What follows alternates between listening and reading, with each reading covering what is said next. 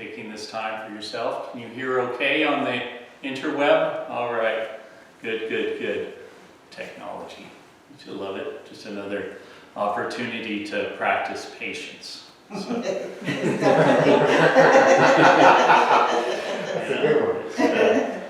That's the first lesson, right? Is that we can look at everything that comes up in life and how we react to it. You know, and that's the essence of serenity, is being able to, how long does it take me when I'm upset about something to really look at why I'm upset? How does it benefit me to be upset at this? You know?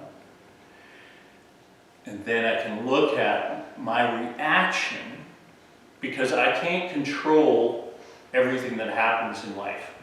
And I can't control what other people do at all. But I can control how I react to the world. And that's the essence of living a yogic lifestyle. That is the beginning of the awakening, when we start to see everything as it really is. Not as how we like it or how we dislike it. And I always like to start as a reminder or an education. The word yoga means to yoke the mind, to calm the cessations of the mind and come in union with the infinite. Let the stress go in the body. Just let it go. Let it go. Let it go. Let it go. And working again, continuing to have the breath and the movement in unison until we get to the point where the breath leads the movement. Most of the time we're going to have the movement lead the breath. If the breath is our connection to the present, the breath leads us through life, then we can practice by having the breath lead us into the movement. And take a minute for gratitude, to just be here now, this existence. And no, it can be tough sometimes. It can be hard a lot of times. And if we've lived in addiction at all, it can be horrible. If we suffered anxiety and depression, it can be horrible. And we acknowledge that, and we start to be grateful for what we have, and grateful for the wisdom to know there is a path out of it, and that we are beginning to awaken to that possibility, beginning to awaken to our true selves. Just in this simple moment of awareness of being here and now, and if we just lean into the full acceptance of just that, that's where we start.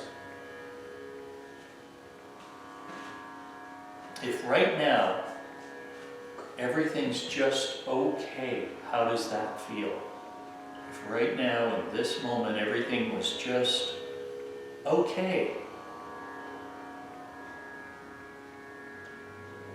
When we want to make strong, powerful changes in our life, the energy that requires is going to come from the third chakra, from the Manipura.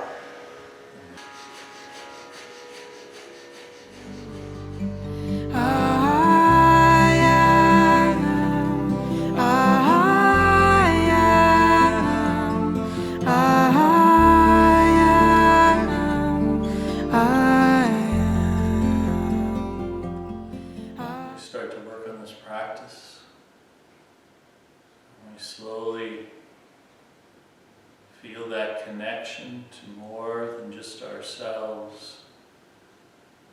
When we find our ability to return to this place of solace, of comfort, sanctuary, just for moments at a time.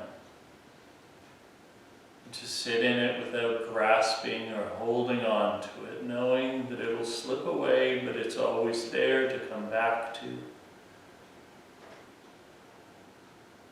We know that there will be joy and love, there will be pain and discomfort and suffering. But everything comes and everything goes, and life just flows. We learn to lean into this radical acceptance of the flow of life. We can practice returning to this centered place, this place of calmness, of serenity.